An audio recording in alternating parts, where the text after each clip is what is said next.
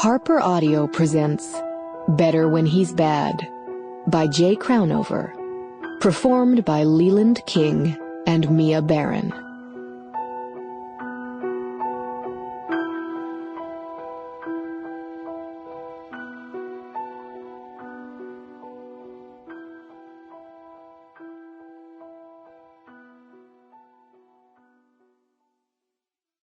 Introduction. A lot of people think I write about the quintessential bad boy. It's true, the boys in my books tend to be mouthy and full of attitude, and they generally sport a lot of ink and metal in fun places. But to me, that doesn't really make them bad. I think it makes them men living life on their own terms, comfortable in their own skin, and not afraid to play by their own set of rules.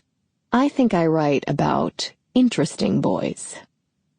That being said, I was fascinated by the idea not of a bad boy, but of a boy who is bad. Like, really bad. The idea of writing about an anti-hero who was painted with a brush of trouble, and who is troubled. A guy who revels in being from the wrong side of the tracks, wears that skin with pride, and embraces the choices it has forced him to make. I just ate it up. Plus, what kind of girl could possibly love a guy like that? Enter Shane Baxter. He's a guy who is hard to love, hard to empathize with, and is just hard all around. I wanted to see if I could build a bittersweet love story around a character who is so, well, bad. I like to think I accomplished my goal. I was in love with Bax by the end of his journey, even if it took me a minute or 5 to get there. The Welcome to the Point series takes place in a fictitious inner city I just nicknamed The Point. The idea being it can be in any city, any rough part of town, and any rundown neighborhood the reader can see or relate to in their mind's eye. The locale is the ultimate wrong side of the tracks. This series is a little darker, a little grittier, and a whole lot more fanciful than my Marked Men series. I hope you enjoy the ride. Jay. Chapter 1. Bax.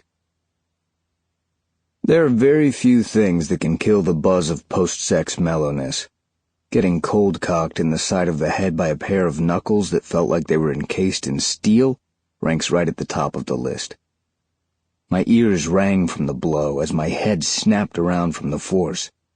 I would have reacted, but an uppercut had my chin flying back and my skull ringing solidly against the brick wall behind me. Now I was seeing stars and swallowing blood.